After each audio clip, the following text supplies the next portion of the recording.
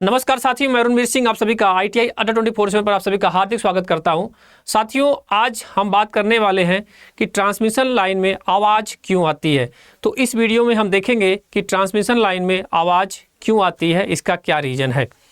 तो साथियों, आप लोगों ने ट्रांसमिशन लाइन को देखा ही होगा, है ना।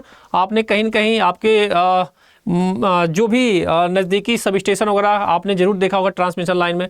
तो कभी आप ट्रांसमिशन लाइन से उसके नीचे से आप जाते हैं तो उसके आवाज़ ऊपर से आती है, और आवाज़ कैसी आती है, इस तरह से आवाज़ आती है। तो आइए हम जानते हैं कि ट्रांसमिशन लाइन में आवाज़ का रीज़न क्या है। जो ट्रांसमिशन लाइन की में जो आवाज़ आती है, ज़्यादातर आपने देखा होगा कि बारिश के मौसम में या फिर जब मौसम नमी होती है तो उस टाइम ज़्यादा आवाज़ आती है ट्रांसमिशन लाइन में। तो क्या रीज़न है, देखते हैं। What is the call transmission line noise. तो क्या रीज़न है भाई कि ट्रांसमिशन लाइन में आवाज़ आ रही है। तो इसको बोलते हैं बेटा, जो आवाज़ आती है, what is the call transmission line noise, humming sound बोलते हैं। क्या बोलते हैं बेटा, इसको हमिंग साउंड बोलते हैं, या फिर आप इसको बोलते हैं हिसिंग साउंड, है ना। जैसे लगा इस तरह से आवाज़ आती है। और ये आती है कितने कितने वोल्टेज पे, ये भी जानना जरूरी है। एट विच voltage level transmission lines create hissing noise, यानी कि यह कितने वोल्टेज पर जो है कि ट्रांसमिशन लाइन में आवाज़ आती है। तो सबसे पहले बेटा होता है 220 kV।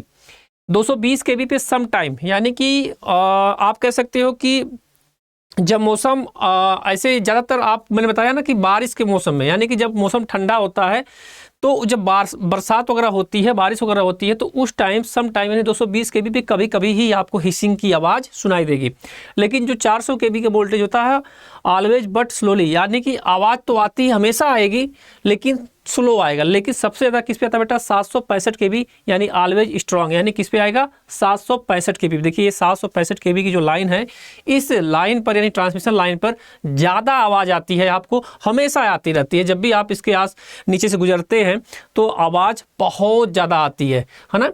तो इसके बाद बेटा होता क्या बेटा कि जो ट्रांसमिशन लाइन में ये क्रिएट नॉइज होने का रीज़न क्या है, why transmission line create noise. ये जो ट्रांसमिशन लाइन है इसमें आवाज़ क्यों आ रही है। तो जो ट्रांसमिशन लाइन में आवाज़ आने का सबसे पहला कारण है इलेक्ट्रिकल कोरोना, यानी कि कोरोना की वजह। अब कोरोना का मतलब ये नहीं बेटा अमेरिका वाला अमेरिका कह रहा हूँ, चाइना का कोरोना नहीं, है ना। तो इलेक्ट्रिक कोरोना जो होता है बेटा आपका, यह होता है। तो आइए जानते हैं कि भाई इलेक्ट्रिक कोरोना क्या है। तो इलेक्ट्रिक कोरोना जो होता है, आपने देखा होगा कि हमारे जितने कंडक्टर हैं ये किस में है, हवा में है। तो हवा में है, और हवा में लटके हुए कंडक्टर हैं।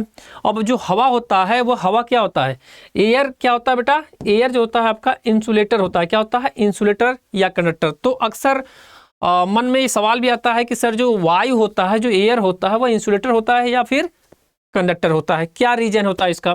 तो जो एयर होता है, यानी ये जो हमारा जो वायर गया है, देखिए यहाँ से यहाँ तक ये फेज और ये फेज, यानी जो कंडक्टर अलग अलग बनाया गया है, तो उसमें जो बीच में जो गैपिंग है, जो एयर होता है, वह किस तरह कार्य करता है बेटा, वह आपका इंसुलेटर की तरह कार्य करता है। कैसे करता है, इंसुलेटर की तरह कार्य करता है। लेकिन जब नमी जब मौसम आपका जब ठंडा होता है तो उसमें क्या होता है, मॉइस्चराइजेशन हो जाता है, तो उसमें क्या हो जाता है, ब्रेक डाउन हो जाता है। क्या हो जाता है, ब्रेक डाउन हो जाता है। तो जैसे मान लीजिए कि मैं कह रहा हूँ कि आपको ये 400 kVA का, जैसे मान लीजिए सपोज करो कि ये कंडक्टर है, क्या है, कंडक्टर है, और ये 400 kVA की लाइन हमारी इस कंडक्टर में जा रही है। लेकिन इसके चारों तरफ जैसे आप 1-1 सेंटीमीटर आगे बढ़ते जाओगे, इसका मान कम होता चला जाता है। जैसे सपोज करो ये 400 kVA था, लेकिन 1 सेंटीमीटर और ऊपर की तरफ, यानी जब हम 1 सेंटीमीटर और आगे जाते हैं सर्कल में, तो वहाँ यह वोल्टेज 300 हो जाता है। फिर उससे आगे जाते हैं 200 kV, उससे आगे जाते हैं 100 kV, उससे आगे जाते हैं कम। एक समय आता है सब समाप्त हो जाता है। तो बेटा ऐसा इसलिए है, मेरे कहने का मतलब हो गया कि जो 400 kVA के आसपास अगर जैसे मान लीजिए सप्लाई जा रही है, यानी वोल्टेज जा रहा है, तो उसके चारों तरफ से भी कुछ न कुछ वोल्टेज का मान रहता ही रहता है, थोड़ा बहुत रहता ही रहता है। तो जब हवा जब नमी हुई, है ना, तो जब नमी हुई, पहले तो इंसुलेटर की तरह कार्य कर रहा था, लेकिन जब उसमें नमी हुई तो क्या हो गया बेटा, वह आपका चालक की तरह कार्य करने लगता है। तो उसमें होता क्या है एक्चुअली, तो वहाँ पर हमको ऐसा मतलब कि आप कह सकते हो कि एक प्रकाश सा दिखाई देता है, जिसे हम बोलते हैं जो है कि कोरोना। क्या बोलते हैं बेटा इसको, कोरोना। यानी कि यह कोरोना इस तरह से आपको दिखाई देता है कि भाई हिसिंग की आवाज़ के साथ, कभी कभी आपने देखा भी होगा कि वहाँ से प्रकाश भी थोड़ी थोड़ी निकलती है।